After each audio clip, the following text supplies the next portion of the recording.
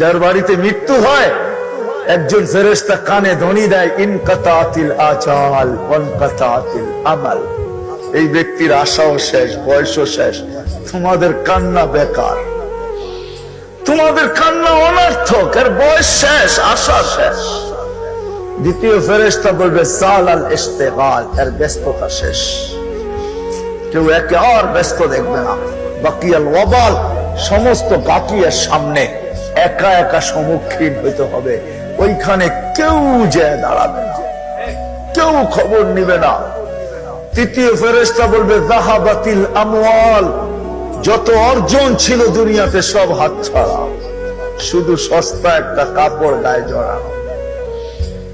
যাহাবাতিল আমওয়াল বাকিয়াতিল আমাল, আমল কর্ম এর সাথে আছে, ভালো হলে ভালো, খারাপ হলে খারাপ। ভালো হলে কিরকম, ওটার চিত্র এখন খিচার সময় নাই আমার কাছে।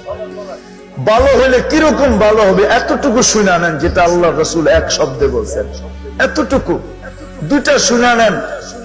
ভালো হলে তো এতটুকু ভালো হবে, আল্লাহ রাসূল কবর দেখা বলছে রাউযাতুম মিন রিয়াদিল জান্নাহ।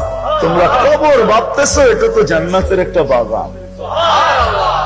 কবরের পাশে যখন লাশ নিবে তো কবরই কানে কানে বলবে ইদান উহাব্বিলু লাকা বাতনি খাদরা, তোমাকে রাখতে দেরি, পেট সবুজ শ্যামল হইতে দেরি হবে না। ভালো হলে তো এমন ভালো, আর যদি খারাপ হয় তাহলে আল্লাহ রাসূল বলছে হুফরাতুম মিন হুফারিন নার, জাহান্নামের একটা গর্তে রূপান্তরিত হবে, জাহান্নামের একটা গর্তে রূপান্তরিত হবে, কেউ খবর নেবে না।